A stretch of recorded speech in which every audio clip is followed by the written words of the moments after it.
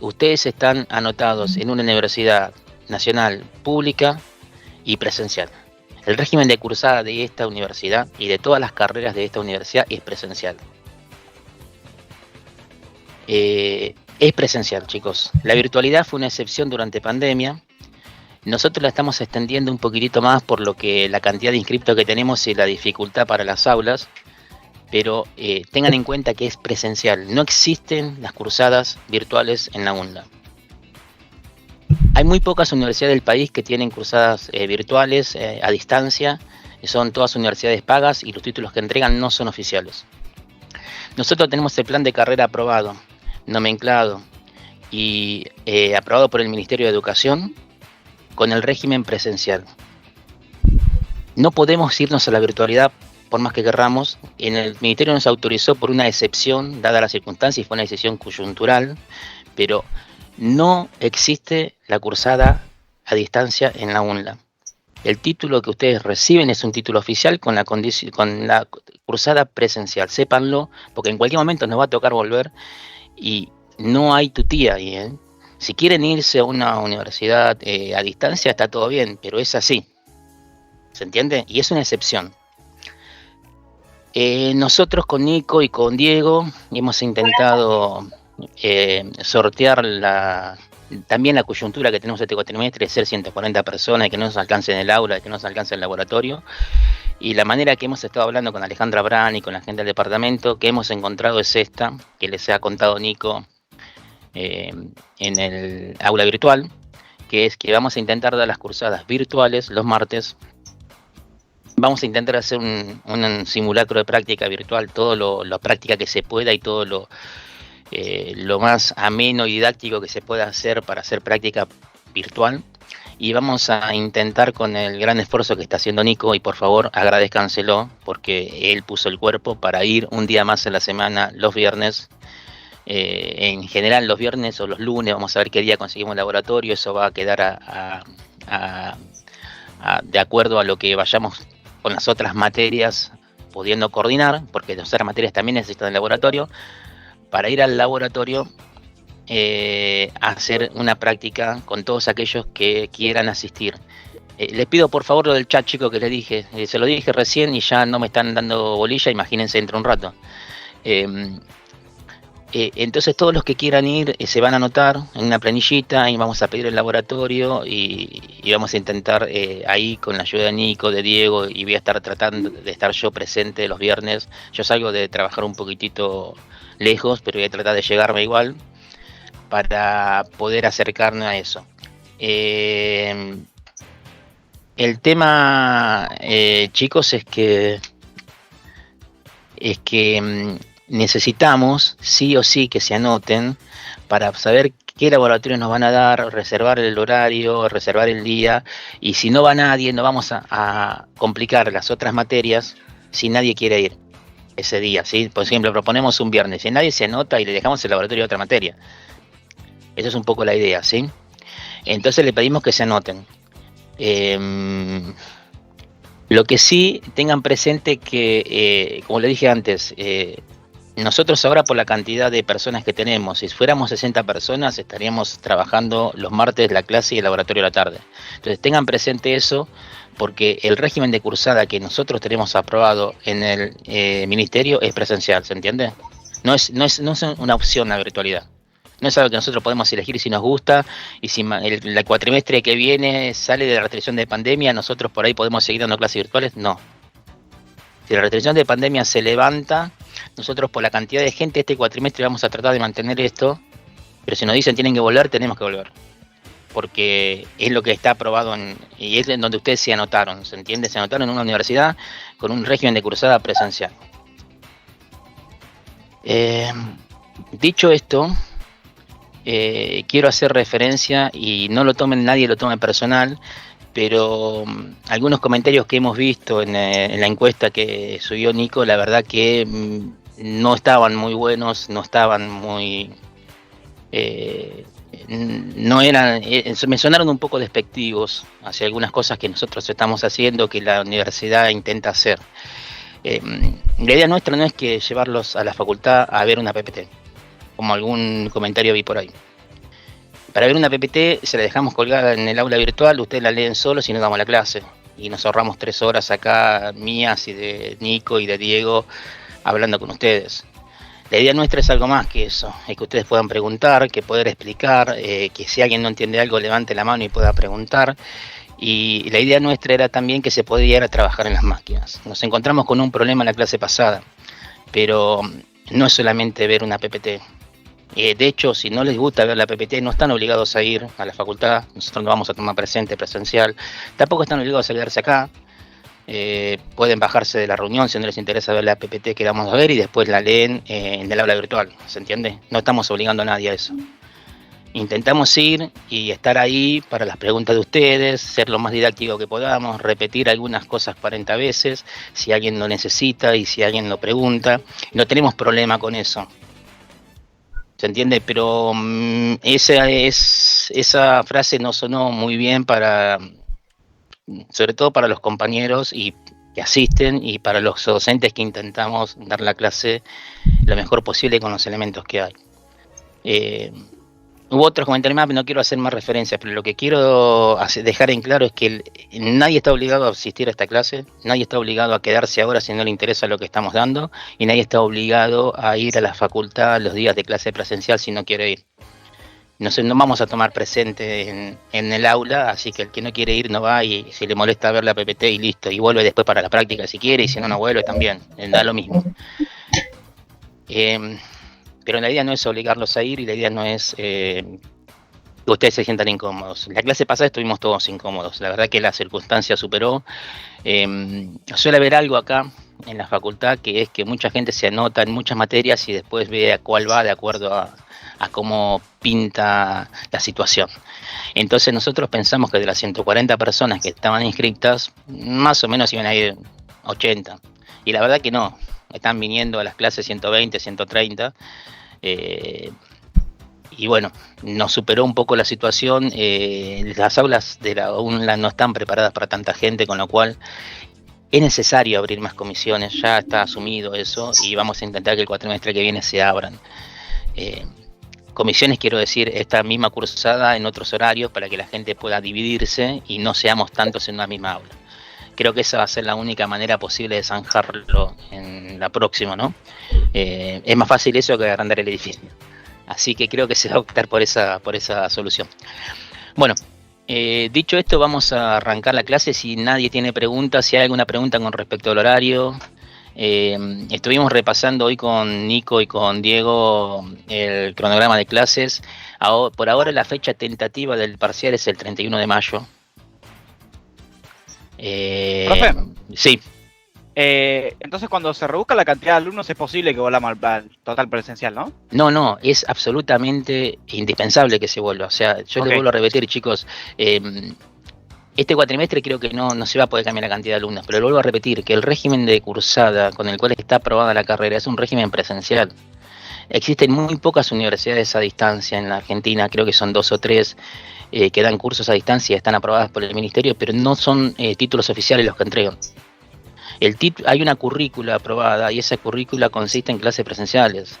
O sea, no, chicos, no es tan sencillo cambiar del presencial a lo virtual. A nosotros no creo que nos haya salido muy bien en la mayoría de las materias, pero sobre todo quiero que entiendan que no es lo mismo, no es que se hace una PPT y se da por Zoom y ya está. No, la pedagogía es otra, las clases hay que pensarlas distintas, las universidades no estaban preparadas para esta situación de pandemia y para dar clases virtuales. Ustedes lo habrán comprobado en los exámenes. Los exámenes que dieron en la virtualidad, ¿eran parecidos a los que daban en la época presencial? ¿Alguien me puede decir que sí? Yo creo que la mayoría no. Nosotros no tenemos claro, no eran lo mismo. Nosotros no tenemos algo armado como para tipo las certificaciones no sé si alguien alguna vez cursó una certificación, vieron que hay 120 preguntas con múltiple choice y bueno, y de ahí se aprueba con un cierto porcentaje de aprobaciones. Nosotros no damos ese tipo de clases, no está volcado hacia eso la manera de explicar los cursos o las preparaciones, entonces cambiar es muy difícil. Y se intentó hacer lo que se pudo, se improvisó sobre la marcha, creo que quedó claro la improvisación, ustedes lo habrán notado, nosotros también. Con lo cual la pedagogía no es lo mismo, lo que se aprende no es lo mismo, los cursos no están preparados para eso, y bueno, no se puede hacer toda la carrera así, hay que cambiar toda la temática de la carrera, toda la manera de pensar. Y yo, para algunos que estudiaron o van a estudiar o van a cursar algunas materias de pedagogía, es muy distinta la forma en que se encara en una circunstancia y en la otra. Y no es posible cambiar a mitad de camino. ¿Se entiende? Si ya arrancaste de una forma, tenés que terminar, por lo menos esa cursada de eso. La gente que ingresó tiene que terminar viendo de esa forma y después cambiamos a futuro. Pero las herramientas no están preparadas. Ustedes se habrán dado cuenta que el aula virtual se cae cuando entra demasiada gente. Nosotros hemos intentado con Diego tomar parciales del aula virtual y no hemos podido. Hemos terminado tomando los parciales por Zoom. Zoom no es una plataforma que tenga validada la identidad como para poder dar exámenes por Zoom. Se hizo lo que se pudo, se improvisó. Yo creo que ya el cuatrimestre que viene se vuelve de fuerte la presencialidad. Y por eso, sobre todo nosotros, si hoy nosotros tuviéramos dividido la cantidad de gente, fuéramos 70 personas máximo, nosotros hoy estaríamos dando clases presenciales. Eso desde ya te lo digo. Y esta situación está dada por la cantidad de gente, sobre todo, que no podemos poner en una sola aula. Y sobre todo no podemos hacer prácticas en laboratorio con esta cantidad de gente que tenemos anotada. Eso es lo que más nos complica. Profe, y disculpe, ¿no convenía dividir en dos grupos, digo? No tenemos horarios para dividir en dos grupos. No tenemos, tendríamos que dar 2 veces la misma clase, no podemos asegurar que todos reciban la misma información al mismo tiempo. O sea, es una complicación dividir en 2 grupos.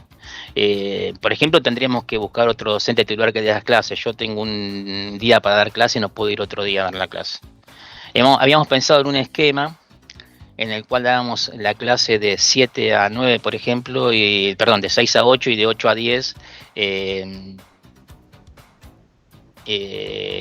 Íbamos a dar un segundo grupo, y mientras tanto, mientras que damos la clase de 6 a 8 teoría, con los ayudantes de la parte práctica veían en las máquinas y después nos turnábamos, y después cambiábamos el grupo. Pero bueno, optamos por este camino porque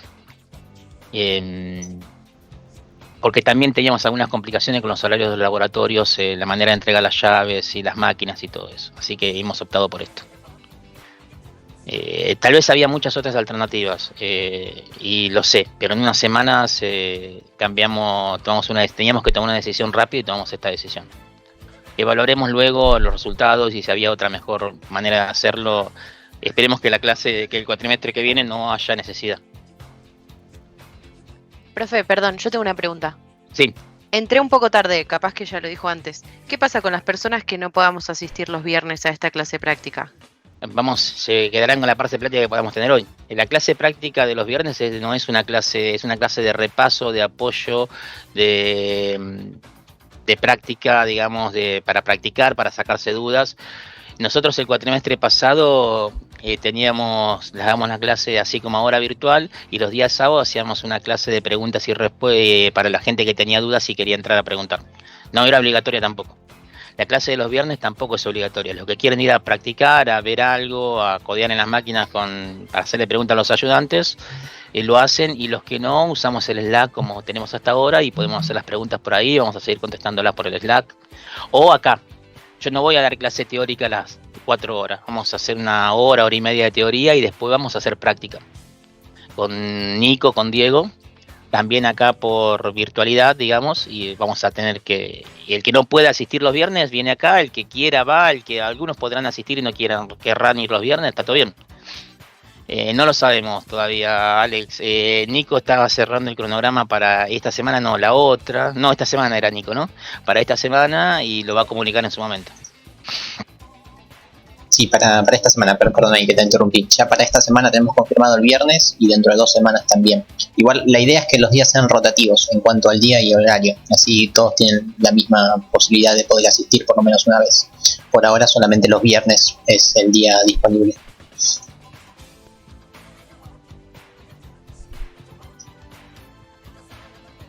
¿Alguna otra pregunta? El lugar para anotarse todavía no está, ¿no? O sea, subí más tarde. No, lo subo cuando falte un poquito menos para el viernes, tipo jueves lo lo subo Dale, al link. Genial. Profe, ¿va a ser el viernes a la mañana?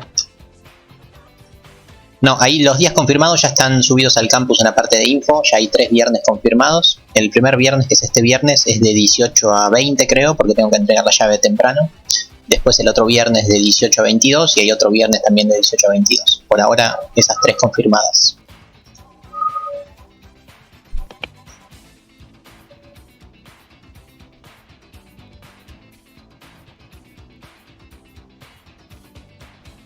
Perdón, ¿alguna otra consulta, chicos?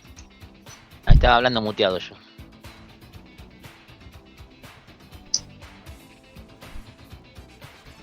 Un compañero creo que preguntó si esta clase iba a tener cupos. Preguntó por chat que no le anda el micrófono. Sí, la de los viernes o la de los días aleatorios va a tener cupo en base al laboratorio, por eso va a ser la inscripción. Una vez que se agote el cupo, yo cierro el formulario y no dejo que se anote más nadie. Lo importante es que se anoten los que de verdad van a ir, no se anoten para ocupar un lugar, ¿no? Lo mismo que muchos hacen con el guaraní, no lo hagan con este formulario, ¿no? Si se anotan es porque van, ¿sí? O si no pueden ir, que sea por algún percance de último momento y que sean 2 o 3, pero no que se me anoten 100 y que después vengan 10, ¿no? Te hago una consulta. Yo si tengo mi notebook y quiero ir a una clase al azar sin anotarme, ¿puedo ir tranquilamente por una duda puntual del trabajo práctico nomás? Sí, no habría problemas. Igual estaría bueno que te anotes porque nada, el espacio lo vas a ocupar. Está bien, salvo voy que- a ocupar el espacio, pero no voy a ocupar una máquina y no da para dejarlo a uno de los chicos afuera. No, sí, eso sí. No, yo que vos me anoto, sí, porque tampoco lo voy a hacer el cupo exacto. O sea, si es el aula para 40, no lo voy a cerrar en 40, lo voy a dejar en, qué sé yo, 50, 60. Así que sí, anótate mejor. Prefiero tener registro de todos los que van. Ok.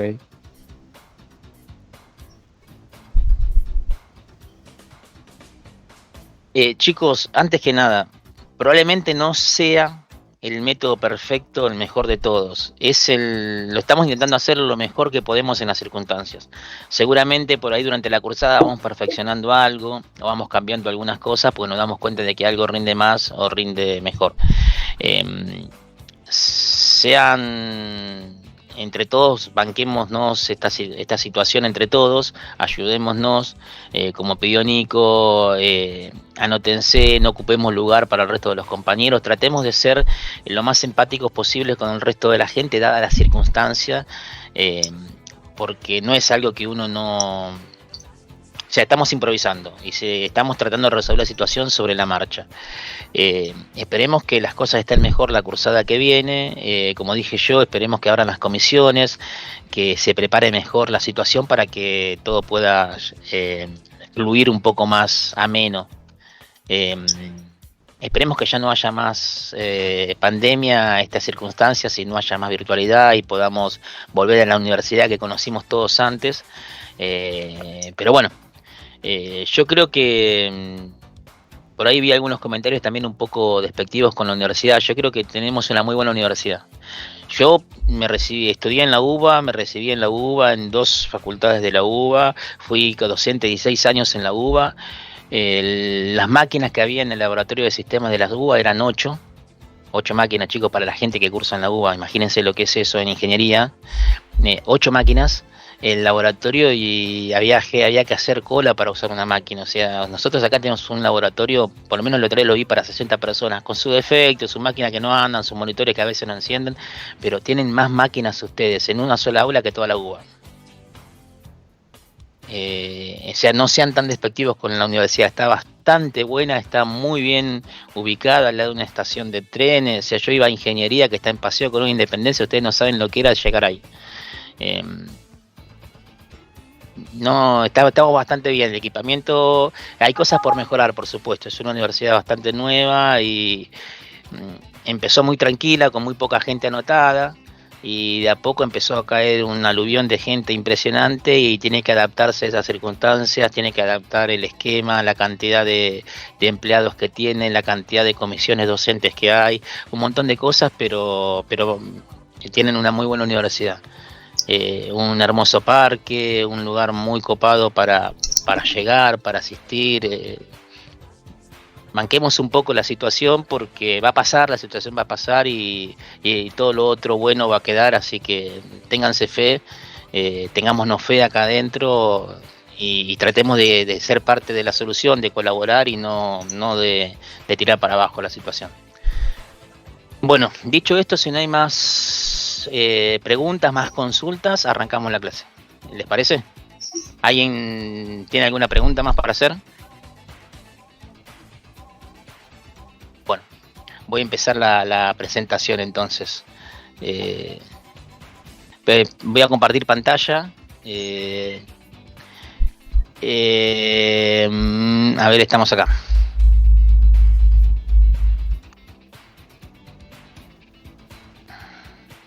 Bueno, ahí en esta PPT ya aparece de entrada Nico, chicos.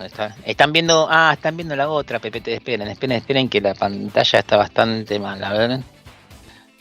Denme un segundo. Voy a intentar.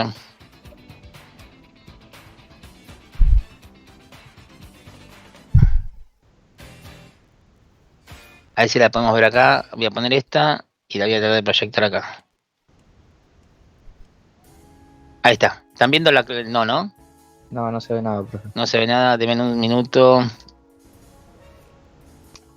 Y yo que había hablado también de la herramienta, ¿vieron?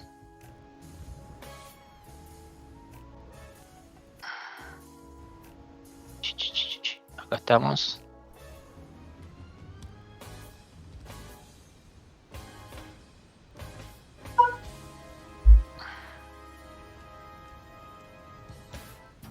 A ver, ahora vamos a ver ahora si me sale. Ahora sí. Sí, ahí se ve lo de TDA, tipo de data abstracta. Bien, vamos a hacer un pequeño repaso de TDA ahora. Para muchos, por ahí esta clase resulta un poco aburrida. Los que cursaron con Nico y vieron TDA, muchos de estos conceptos ya los van a conocer. Tengan presente, les pongo en la situación, a este lugar llegan de dos... hay como dos grupos que llegan, unos que ya cursaron cuando ya Nico daba la materia anterior y otros que todavía están llegando acá de una cursada anterior que no veían TDA. Entonces yo voy a tratar de hacer una especie de repaso y para algunos esto va a ser nuevo. Los que no entienden preguntan, para los cuales esto es un repaso y les resulta un poco aburrido les pido disculpas. Lo estamos tratando de hacer para nivelar el conocimiento de todos y a partir de acá ya seguimos para adelante de lo que tendríamos que dar en la materia. Esto que vamos a ver ahora lo tendrían que traer sabido todos los que llegan acá, pero algunos ya lo traen visto con Nico y otros que vienen de otro lado no, así que vamos a hacer un repasito. Después vamos a ir viendo, vamos a hacer la parte práctica donde vamos a ver un poco lo de punteros que vimos en la clase pasada, lo de compilaciones, link edición, librerías y vamos a incluir TDA. Entre esta clase y la clase que viene, un repaso fuerte. Todo lo que vean ahí, piensen que ya lo vamos a dar por sabido a partir de ahora en más, o sea, lo van a usar para hacer librerías de listas enlazadas, pilas, colas, árboles binarios y grafos y todo lo que viene atrás. Así que bueno, ese es un poco el plan de lo que vamos a seguir viendo de acá en más. Como le dije recién, vamos a ver un poquito de la introducción, los componentes y algunos ejemplos y lo que sería bueno hacer cuando hace un TDA. Lo que acá conocemos como TDA, tipo de dato abstracto, es un paradigma de programación que se empezó a usar allá hace mucho tiempo y que fue el paradigma que reinó hasta que aparecieron la programación orientada a objetos. De hecho, es el antecedente de la programación orientada a objetos. O sea, a partir de los TDA, algunas cosas que nosotros vamos a ver acá como TDA luego evolucionó como clases. Y a partir de ahí empezó la herencia de clases, el polimorfismo, sobrecarga y todo lo que dio lugar al paradigma de objetos. Pero inicialmente lo que se venía viendo era algo distinto en la manera de modelar. Acá nosotros tenemos que entender algo. Cuando nosotros estamos desarrollando un sistema, nosotros antes se tenía la costumbre de pensar de la manera procedural, qué tiene que hacer, cuál es el primer paso, cuál es el segundo, cuál es el tercero, cuál es el cuarto. Y se pensaba, digamos, en cascada, digamos. El programa corría por caída. Pero alguien empezó a darse cuenta que lo que uno hace cuando hace un sistema es modelar la realidad. Y sobre todo modelar una parte de la realidad. Nosotros no cuando uno pensamos las cosas ahora, en este momento uno ya piensa las cosas como objetos, pero antes de eso se empezó a pensar en qué es lo que yo quiero, cómo represento aquello que en la vida real está pasando, lo represento dentro de un sistema. No sé si alguien se puso a pensar por qué alguna vez Windows le llamaba en carpetas a las cosas y por qué los documentos se ponían dentro de carpetas y por qué la carpeta después fue algo que se llamaba fichero. ¿Alguien se puso a pensar en eso? ¿Por qué piensan que es eso? ¿Por qué se usa esa terminología? No tengo idea. Porque antes todo se guardaba en papel y en fichero. Porque antes había unos ficheros enormes esos que se ordenaban alfabéticamente y que esas carpetas tenían un alfabeto, un nombre, un índice alfabético por el cual se ordenaban adentro de esos ficheros. ¿Se vieron esos ficheros viejos de oficina que se sacan y había unas carpetitas de papel que se enganchaban en unas guías y tenían la A, B, C y se buscaba ahí adentro, se buscaba por orden alfabético y se sacaba una carpeta y dentro de la carpeta se sacaba un papel? Windows representa eso. Ese sistema de almacenaje representa los documentos que se guardan en carpeta, que luego alfabéticamente se ponen en un fichero. Por eso decimos carpetas a las carpetas de Windows. Y las carpetas contienen documentos. Se buscó modelar lo que pasaba en una oficina, en un archivo en la vida real. Cómo se archivan las cosas en la vida real. Y se modeló eso y se lo volcó a un sistema. Nosotros hacemos lo mismo. Entonces, para que las cosas dejen de ser flow, dejen de ser int, dejen de ser string, alguien empezó a pensar, che, ¿qué es un cliente? Bueno, un cliente es una persona que va y compra en una empresa. Bueno, sí, está bien, eso es un cliente, pero ¿cómo almaceno yo un cliente? ¿Qué guardo de un cliente? Y yo guardo el número de quill, guardo el nombre y apellido, guardo la cantidad las facturas que le hago, lo que me viene pagando, los artículos que regularmente compra, guardo determinada información, guardo la dirección. Y bueno, entonces empezamos a crear el tipo de dato cliente, y al tipo de dato cliente, al struct cliente, y al struct cliente le ponemos los datos que guardamos. Y en realidad lo que terminamos haciendo, estamos modelando lo que hacemos en la vida real adentro de un sistema de computación. Entonces empezamos a crear la librería para manejo de clientes y entonces ponemos cliente.h. Bueno, ok, pero ¿y un cliente qué hace? Y un cliente viene y compra. Bueno, entonces tenemos un método, comprar cliente o cliente compra. Después tenemos el cliente que hace, cliente paga. Ponemos el método para que el cliente me pague. Y empezamos a hacer funciones en las cuales ese cliente iba haciendo las cosas que hace en la vida real. Entonces terminamos modelando la vida real. Voy a parar acá y voy a hacer un pequeño repaso porque yo dije antes las librerías cliente. ¿Se acuerdan en la clase pasada que habíamos hablado de que era un archivo .h, ¿no? ¿Para qué lo usábamos? Donde definíamos un tipo de dato, como puede ser el dato cliente que estoy hablando ahora. ¿Se acuerdan que lo que hacíamos era, le poníamos los métodos que ese tipo de dato podía hacer? Hablamos de eso. Si alguien no se acuerda, avise que hacemos un pequeño repasito. Y después decíamos que cuando incorporamos ese .h adentro de un sistema más grande... ¿Sí? ¿Quién preguntó algo? Hola, ¿me escuchás? Sí, te escuchamos. ¿Podríamos repasar un momento lo que era el .h y el .c? ¿Alguno le quiere contar, chicos? Si quiere le explico, profe. Dale.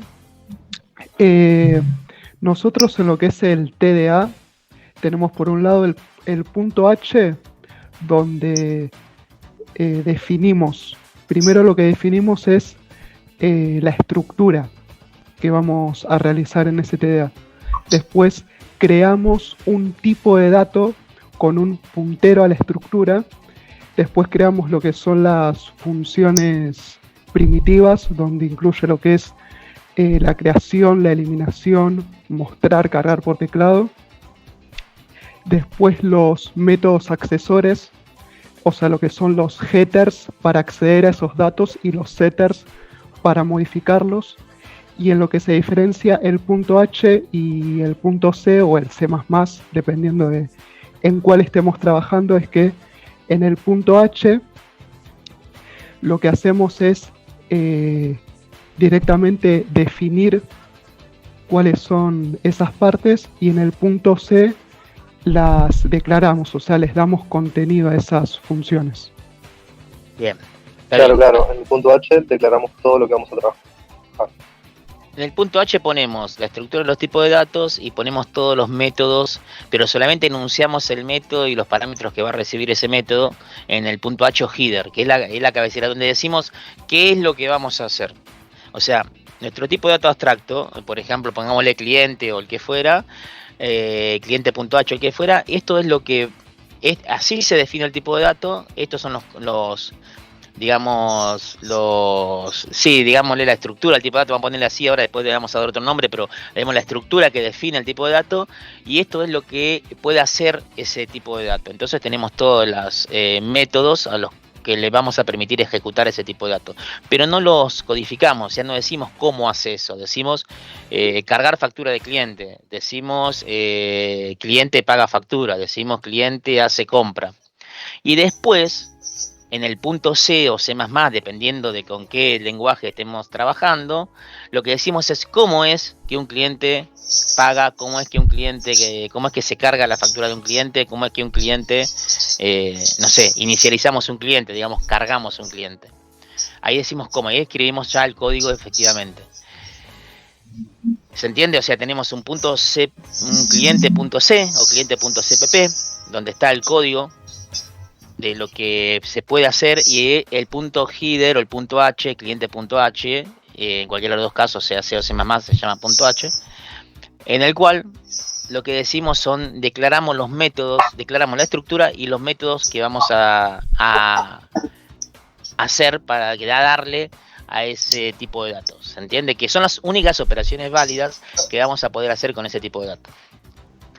En el fondo, si quieren, en términos matemáticos, estamos haciendo un álgebra. O sea, estamos diciendo, este es el tipo de dato cliente y estos son las operaciones que realiza. En el fondo, una operación, una definición de un universo, de un tipo más, las operaciones que realiza es un álgebra. En términos matemáticos, digamos. Pero lo hacemos con un sistema de computación y queda... Para eso, cuando ustedes ven matemática y todo eso, ustedes dicen, ¿para qué vemos esto en ingeniería? Bueno, porque en el fondo están haciendo esto de alguna otra manera, están haciendo lo mismo. Bueno, pero es una digresión a todo esto. ¿Qué pasa después cuando queríamos poner ese punto H y punto C o C++, lo queremos poner adentro de un programa más grande? ¿Se acuerdan que había un precompilador? ¿Alguien puede contarle al compañero qué hace el precompilador? ¿Se acuerdan que lo hablamos?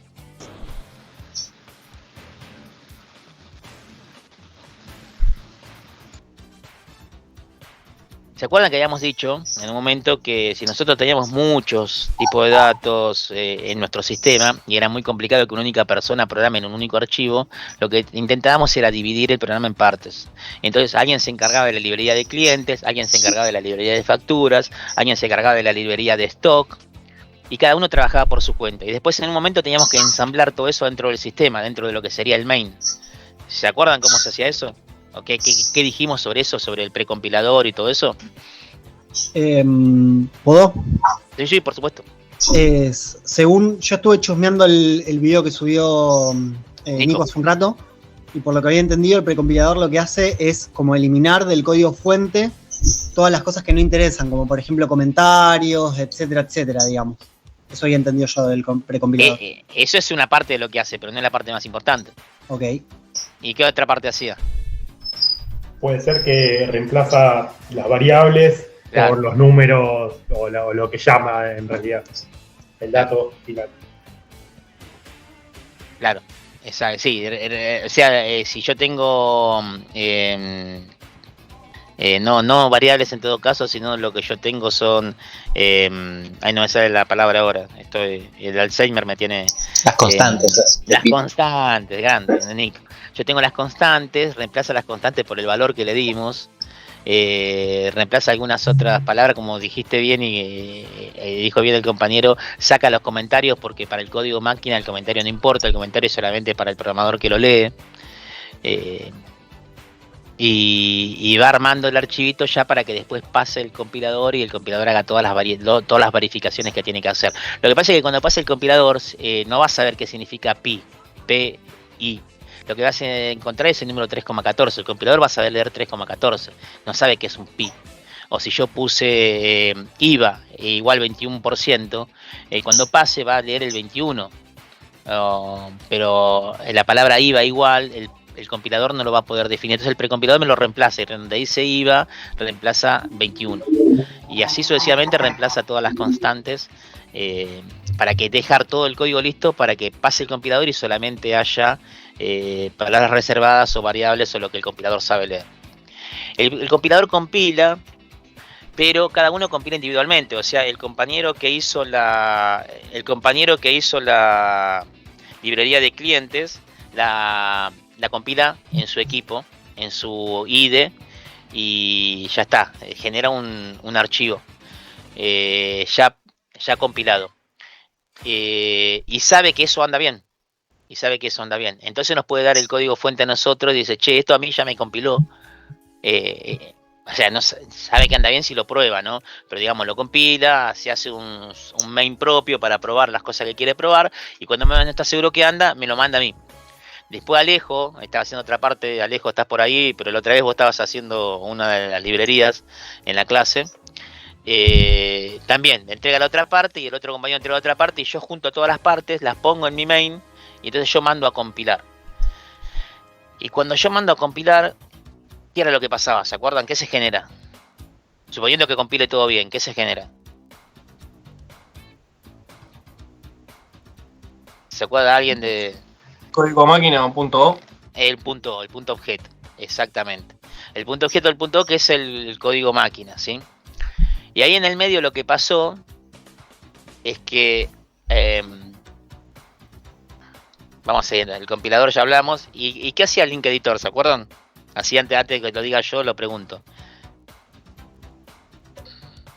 ¿Se acuerdan que había alguna parte? Los archivos y los convierte en un ejecutable. Claro, exactamente. Agarramos, cuando nosotros estamos pasando ahí, ¿qué pasa? Acuérdense que, por ejemplo, yo pude llamar a una librería Standard Input Output para hacer las salidas. Alejo llamó a otra librería. El compañero que antes hizo el cliente.h también llama. Y por ahí todos llamamos a la Standard Input. ¿Cuántas veces vamos a poner la Standard Input dentro del código? No la vamos a poner 4 o 5 veces. Alguien que se encarga de todo eso, de juntarlo, de unirlo y que el código sea, digamos, sea lo más condensado posible y que tenga todo lo que tiene, es el link editor, que lo que hace es entra a sacar las repeticiones, entra a armar todo, a unir todo en un único archivo para que se arme un único ejecutable. Son las tres partes, digamos, del armado de un sistema, ¿no? El precompilador, el compilador y el link editor, que empezamos a unir todo. Y si vos tenés librerías repetidas, el link editor trata de ponerlas una única vez, trata de unir todo en un único archivo para que lo pueda procesar, un único archivo de código máquina para que quede un único ejecutable armado, ¿sí? Y todo queda condensado en un único ex, digámosle. ¿Se acuerdan para qué se usaban las palabras reservadas define e include? Creo que, o sea, lo que era define, va al menos para lo que siempre lo usé, fue para lo que son las constantes. Sí. Y después el include es para lo que son las librerías. Perfecto. Sean que ya estén o propias o los .h también. Claro, y ahí podemos tener algo que nosotros le llamamos inclusiones circulares, que era, por ejemplo, que si yo incluyo yo tengo en el punto, en mi archivo, digamos en mi punto C, tengo un archivo, incluyo una librería. Con el punto H yo estoy definiendo algo, incluyo una librería estándar input output, o incluyo a una librería que está haciendo un compañero, y el compañero, porque yo sé que él me va a hacer una librería de, no sé, por ejemplo, pongámosle, él está haciendo una librería de facturas. Entonces yo en el medio necesito un cliente, el método cliente me paga y el método cliente me paga una factura. Entonces yo necesito ir a ver cómo son las facturas, e incluyo a la factura, pero el compañero que está ahí incluye a otra librería adentro del código de factura de otra que está haciendo otro compañero, y el otro compañero termina incluyendo a la misma al cliente. Entonces hay algo que se llamaría una inclusión circular, porque al final terminamos todos en cliente y el cliente lo vuelve a llamar, y bueno, y eso va a dar, en algún momento va a explotar. Entonces, ¿cómo se resolvieran esas inclusiones circulares para que no pasara eso? ¿Se acuerdan que habíamos hablado de alguna? ponemos if n define. Claro, exactamente. If n define, is not define. Si no se definió esto, definilo. Y igual con los include se puede hacer, ¿no? Hay algunas directivas que son is not include, si no se incluyó antes, incluílo. Hay algunas directivas justamente de este tipo de define, include, para evitar incluir así circularmente los mismos archivos, ¿no? Bueno, yo les había hablado cuando estaba, volvemos a TDA, ¿no? Ya hicimos un pequeño repasito del otro, pero van a ver ahora cómo viene a colación todo lo que vimos antes de esto. Yo les he hablado de un paradigma. ¿Alguien tiene claro lo que es un paradigma? Porque por ahí muchas personas, yo hablo de paradigma y no lo escucharon antes y no entienden muy bien de qué era. ¿Saben todo lo que es un paradigma? Un paradigma es un conjunto de suposiciones, métodos, a veces leyes. Se dice que las ciencias tienen muchos paradigmas. Por ejemplo, durante mucho tiempo está el paradigma newtoniano y después apareció la teoría de relatividad y se inició un nuevo paradigma con eso. No es que haya dejado de valer el paradigma anterior, sino que van teniendo límites y márgenes a partir de los cuales vale. O sea, para velocidades normales el paradigma newtoniano sigue siendo válido. Para velocidades muy cercanas a la luz se empieza a tener en cuenta el paradigma de la relatividad. Y es eso, un conjunto de suposiciones, leyes, técnicas, metodologías, cosas que se fueron incorporando. Y incluso a veces hasta creencias. Se cree que algo, se cree que pasa tal cosa cuando se hace esto otro.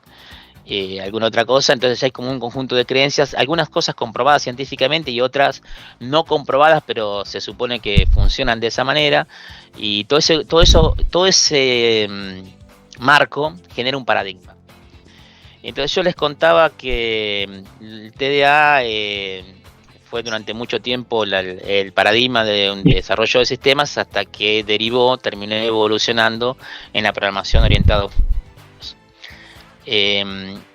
acá está un poco lo que yo les decía. Y todo, hay paradigmas científicos, hay paradigmas educativos, paradigmas de programación. Acá hay lo voy a dejar que lo lean ustedes porque es muy mal, queda muy mal que yo lo lea, nadie se ríe, pero no sé tampoco si es para reírse, pero estas cosas pasan. En la realidad pasa mucho tiempo. Pero bueno. Durante la vida de una ciencia o de una práctica, de un oficio, de una profesión, se va evolucionando de paradigma en paradigma. En sistemas, ustedes no lo deben haber visto jamás porque son muy nuevos, pero yo llegué a ver en la facultad cuando se programaba en COBOL. Yo llegué a programar en RPG 400, que era un sistema de pantalla negra con el cursor verde titilando, que venían las máquinas IBM, los mainframes se llamaban, que en algunos bancos todavía existen y andan muy pero muy bien. Y eso era programación procedural, o sea, se hacían procedimientos, el código se ejecutaba por cascada y se ponía arriba lo que se tenía que ejecutar arriba y abajo lo que se debía ejecutar abajo, no había llamadas a funciones. Después empezaron a aparecer las llamadas a funciones y una evolución de eso fue la introducción a los tipos de datos abstractos, y eso introdujo, le decía, esto es lo que yo le estaba contando recién. La programación funcional, la interacción entre funciones fue algo muy loco cuando surgió, era un paso adelante muy grande. Y después los TDA, que el TDA viene de lo que estamos contando recién, de suponer que de modelar la vida real, meterla dentro de un sistema. Entonces yo tomo de algunas partes de la vida real la parte que me interesa, por ejemplo de un cliente los datos que me interesan, de un alumno los datos que me interesan. En un primer momento se programaban métodos y en otro momento se empezaron a asemejar esos métodos a lo que pasa en la vida real. Entonces empezaron a interactuar las entidades. Entonces tengo un cliente que va y paga una factura, y tengo el tipo de datos factura con los datos de la factura que me interesan, el tipo de datos cliente con los datos del cliente que me interesan, y un cliente paga una factura. Entonces las interacciones empiezan, las entidades empiezan a interactuar entre ellos, las interacciones empiezan a dar entre entidades y entonces empezamos a tener un modelado mucho más interesante de la vida real. Eso hizo que luego evolucionara en la programación orientada a objetos, porque empezaron a ver que esos tipos de datos podían heredar cosas y bueno, nada, no nos vamos a meter con objetos, lo vamos a dejar que, no quiero spoilear la materia que viene, que lo vean por ustedes mismos, pero les quiero marcar en qué lugar estamos parados cuando estamos hablando de este tipo de cosas y por qué, si yo entiendo muy bien o entiendo bien tipo de dato abstracto, vamos a dar un paso muy adelante para la materia que viene, vamos a estar mucho mejor parados para entender la programación orientada a objetos. Vamos a pensar un poco en lo que decía recién. Si yo tengo que representar a un empleado, les voy a dar las opciones. Y díganme ustedes qué es mejor y qué es peor.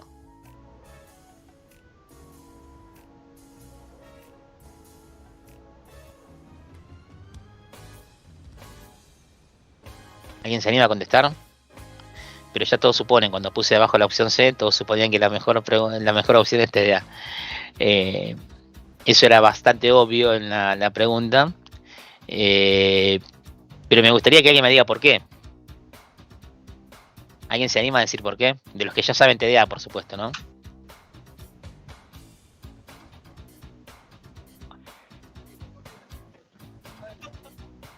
Ah, pensé que alguien iba a hablar. Para mí, es hablarlo. Es ¿Cómo? una manera más organizada de programar. ¿Cuál? La C, TDA. Yo te voy a decir que sí, porque si no, no tendría sentido que esté dando esta clase.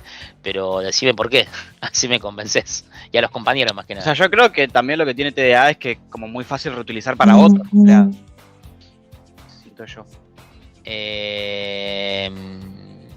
Yo lo Bien. que entiendo es que una cosa es un tipo de empleado y que si usamos TDA podemos usar varios empleados y un ejemplo.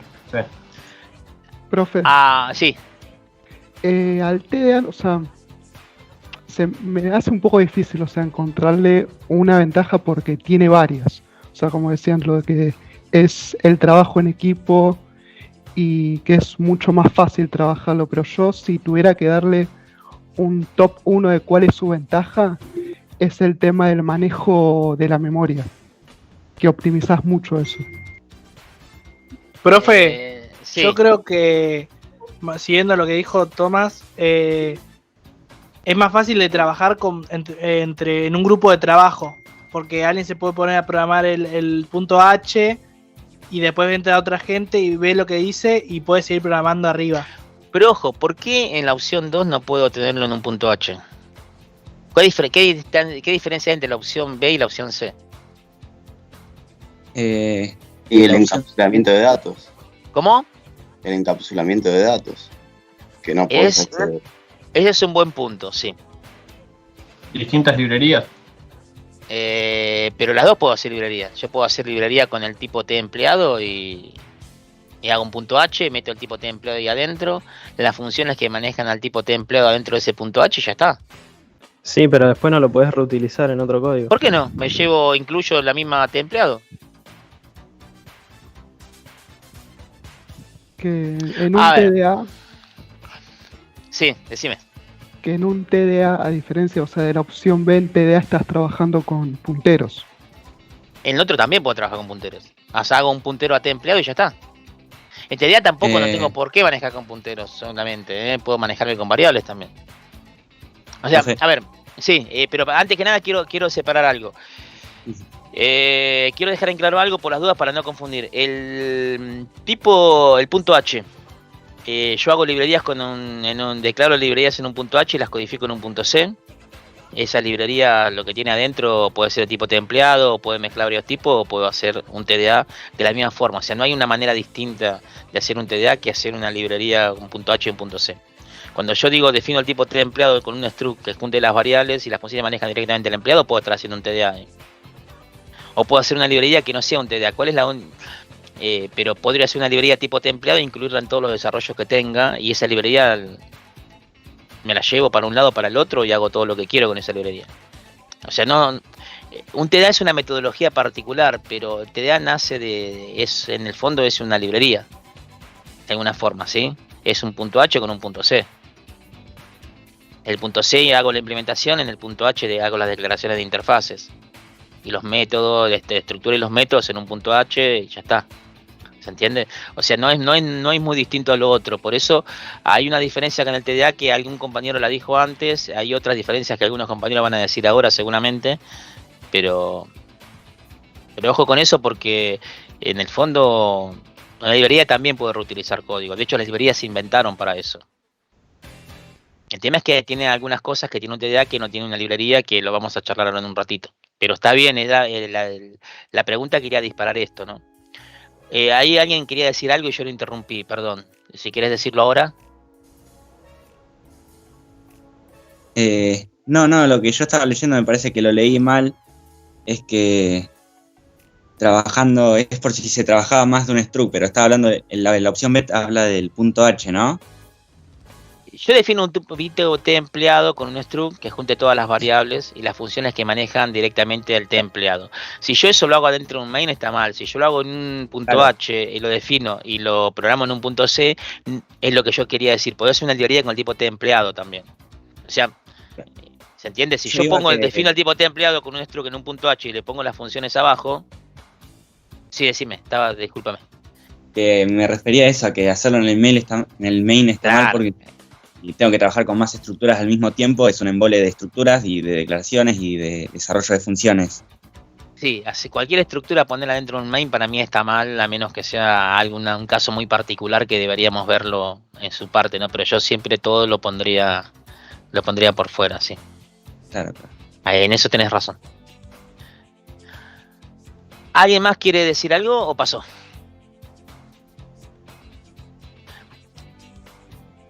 Vamos a ver qué es un TDA para los que no lo vieron y para refrescar un poquito lo que estábamos diciendo recién. Es una abstracción matemática que encapsula la colección de atributos. Y esto es algo que es definición de TDA, que lo vamos a ver en un ratito en la PPT que viene. Pero tenemos el tipo de dato, que está definido, más todos los métodos y todo lo que yo declare, todo ese conjunto de cosas me conforma el TDA. ¿Qué nos referimos cuando hablamos de un tipo? Es un conjunto de objetos, dice acá la definición, con ciertas características en común. Ahora vamos a ver. ¿Qué define un tipo? Es el rango de valores. ¿Sí? O sea, cuando yo defino de un universo de valores posibles, yo tomo una parte de ese y lo defino como un tipo. Y a ese tipo le defino un conjunto de operaciones que vamos a permitir que se hagan con él. Ahora bien, alguno lo dijo antes y por eso quiero hacer esta aclaración acá. Que la instancia es un dato de ese tipo de datos, ¿sí? O sea, cuando yo digo el tipo de dato cliente engloba el conjunto de operaciones y el conjunto de atributos, de variables que yo le asigno a eso. Por ejemplo, como dije antes, el DNI, el nombre, el apellido, la edad, la dirección, lo que yo defina que va dentro del tipo de dato cliente, todo eso conforma a el tipo. Pero el cliente Nicolás Pérez es una instancia del tipo de dato cliente. El cliente Diego es una instancia del tipo de dato cliente. Entonces, es una salvedad porque a veces pasa y va a pasar más adelante que algunas personas se van a confundir instancia con dato, con tipo de dato. El tipo de dato es todo el conjunto de valores que yo definí y que podía tomar el tipo de dato cliente. Todo este conjunto de valores lo puede tomar, pero una instancia de ese universo, eso es un cliente. ¿Y cuántos de eso puedo tener? Todos los que yo defina. Entonces acuérdense que una instancia es uno de esos tipos de datos con un determinado valor.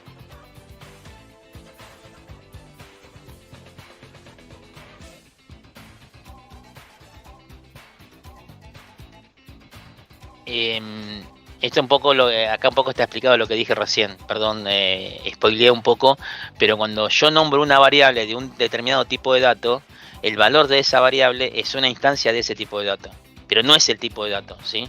Es una instancia de ese tipo de dato. Abstracción, que es lo que hablábamos antes, es agarrar de la serie de atributos que puede llegar a tener ese objeto, esa persona, ese cliente, aquellos que me interesa estudiar a mí. Entonces lo que yo definía antes, cuando yo le decía que guardaba el nombre, el apellido, el DNI, la dirección, la edad, lo que fuera de los tipos de datos que a mí me interesaba. Y seguramente ese cliente tiene un montón más de datos que yo podría tomar. Por ejemplo, el nivel de estudios alcanzado, de qué club es hincha, cuántos hijos tiene, el estado civil, el tipo de películas que le gustan. Pero esos otros valores, esos tipos de atributos son irrelevantes para mí, el estudio que yo voy a hacer de ese cliente, para lo que a mí me importa analizar de ese cliente. Entonces lo descarto.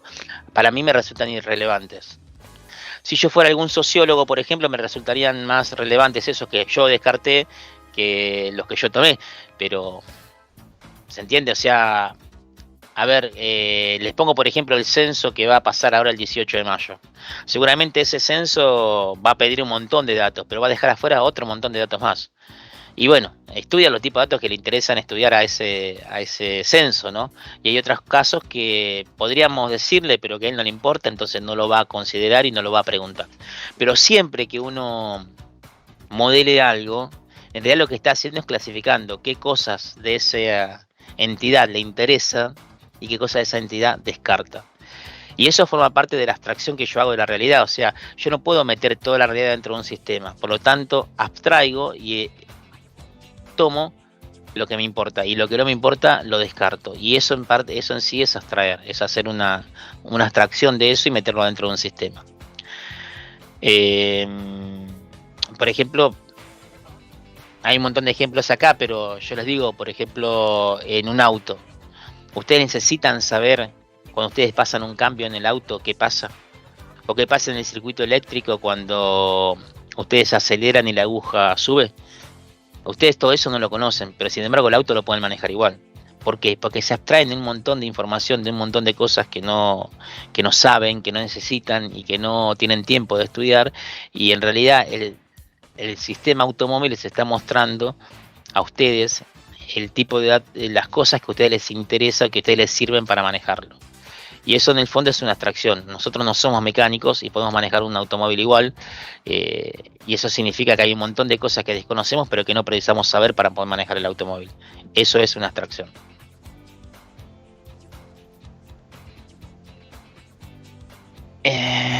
Entonces acá es un poco lo que decíamos nosotros, ¿no? De la interfaz y la implementación.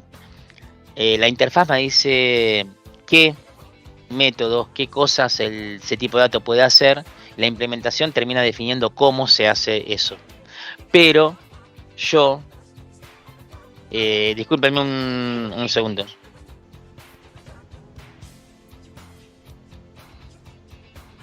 Pero acá estamos, chicos, volvemos. Pero les decía, la implementación define cómo se hace eso y la interfaz dice qué es lo que se hace. Pero yo, para poder usar el tipo de dato, necesito saber cómo se hace.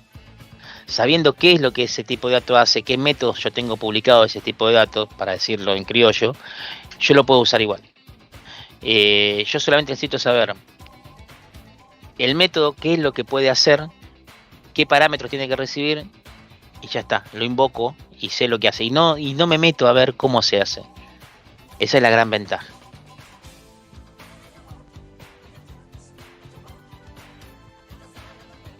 Perdón, ahí está. Entonces, resumiendo, lo que nos permite a nosotros el TDA nos permite analizar los elementos que componen una aplicación.